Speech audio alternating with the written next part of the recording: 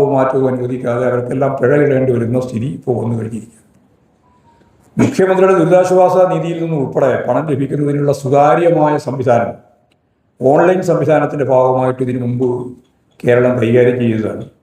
ഇതിനു പകരം പഴയ പോലെ കടലാസ് അപേക്ഷ കൊണ്ടു അതിൻ്റെ സുതാര്യതയെ പൂർണ്ണമായിട്ട് തകർക്കുകയും അതിൻ്റെ ഭാഗമായിട്ട് മുമ്പുണ്ടായി ഉയർന്നു വന്ന അഴിമതി ഉൾപ്പെടെയുള്ള കാര്യങ്ങൾക്ക് സൗകര്യം ലഭിക്കുകയും ചെയ്യുന്ന സ്ഥിതിയാണ്. കപ്പൽശാല നിർമ്മിക്കുന്നതിന് വേണ്ടി ടാറ്റ 10,000 കോടി റുപ്യ ഇവിടെ നിക്ഷേപിക്കാൻ പോവുകയാണെന്നുള്ള കളവ് വി.ഡി. സതീശൻ പരസ്യമായിട്ട് പറയുന്ന സ്ഥിതി വന്നു. അത് പൂർണ്ണമായിട്ട് മാധ്യമങ്ങളും എല്ലാവരും കൂടി ചേർന്ന് അതിൻ്റെ പൊള്ളത്തരം തുറന്ന് കാണിച്ചപ്പോൾ പിന്നെ മുണ്ടാട്ടില്ലാതായി എന്നുള്ളത്. അങ്ങനെ കളവ് ഓരോന്ന് പറയുക.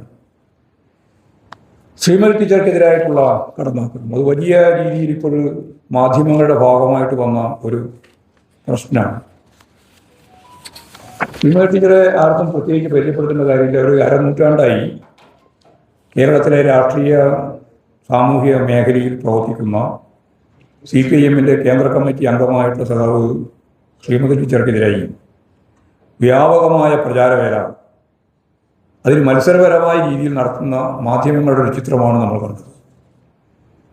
ഇപ്പോൾ CPIM-ൻ്റെ കേന്ദ്ര കമ്മിറ്റി അംഗവും മഹിളാ അസോസിയേഷൻ്റെ അഖിലേന്ത്യാ പ്രസിഡന്റുമായ സഖാവ് P.K. ശ്രീമതി ടീച്ചറെ പറ്റി പറഞ്ഞിട്ടുള്ളത്, P.K. ശ്രീമതി ടീച്ചർ ഒരു MLA-യുടെ ഭാര്യയുടെ പേരിലുള്ള കുടുംബ പെൻഷൻ വാങ്ങുന്നു എന്ന പച്ചക്കള്ളമാണ്. വ്യാപകമായ പ്രചരണമാണ് ഇതിൻ്റെ ഭാഗമായിട്ട് നടത്തിയത്. 1960-ൽ തൃശ്ശൂർ ജില്ലയിലെ കുന്നംകുളം MLA ആയിരുന്ന PR കൃഷ്ണൻ്റെ ഭാര്യ P.K. ശ്രീമതിയാണ് ഭർത്താവിൻ്റെ മരണശേഷം കുടുംബ പെൻഷൻ കൈപ്പറ്റിയിരുന്നത് എന്നത് വസ്തുതയാണ്, എന്നതാണ് കാര്യം. എന്നാൽ ഇത് മറച്ചു. ഇപ്പോൾ രണ്ടുപേരും മരിച്ചു. അതായത് ശ്രീമതി ടീച്ചർ മരിച്ചു, അതേപോലെ തന്നെ PR കൃഷ്ണനും മരിച്ചു. എന്നാൽ സ്വാതന്ത്ര്യ സമര സേനാനിയും കോൺഗ്രസ് നേതാവുമായിരുന്ന PR കൃഷ്ണൻ സംസ്ഥാനത്ത് അറിയപ്പെടുന്ന കോൺഗ്രസ് നേതാക്കന്മാരുടെ പട്ടികയിലാണ്. ഐക്യകേരളം രൂപം കൊള്ളുന്നതിന് മുമ്പും ഐക്യകേരളം രൂപം കൊണ്ടതിന് ശേഷവും 1960-ൽ നിയമസഭയിൽ മത്സരിച്ച് വിജയിച്ചിട്ടുള്ള ആളാണ്. 1998 ജൂലൈ 7-നാണ് അദ്ദേഹം മരിച്ചത്.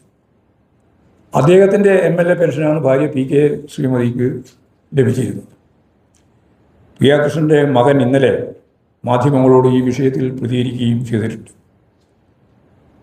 ഇങ്ങനെയുള്ള കള്ളത്തരങ്ങൾ പാർട്ടി നേതാക്കൾക്കെതിരായിട്ട്, പ്രത്യേകിച്ച് വനിതാ സഖാക്കൾക്കെതിരായി അടിച്ചുവിടുന്നതിന് യാതൊരു തരത്തിലുള്ള ജാള്യതയും കാണിക്കാത്ത ഈ പത്രപ്രവർത്തന അല്ലെങ്കിൽ മാധ്യമ ശൃംഖലയിലെ ഇത്തരം കടന്നാക്രമങ്ങളെ, വ്യാജ വാർത്ത നൽകുന്ന ഇത്തരം കടന്നാക്രമങ്ങളെ അതിശക്തിയായിട്ട് എതിർത്ത് പരാജയപ്പെടുത്തേണ്ടതുണ്ട്.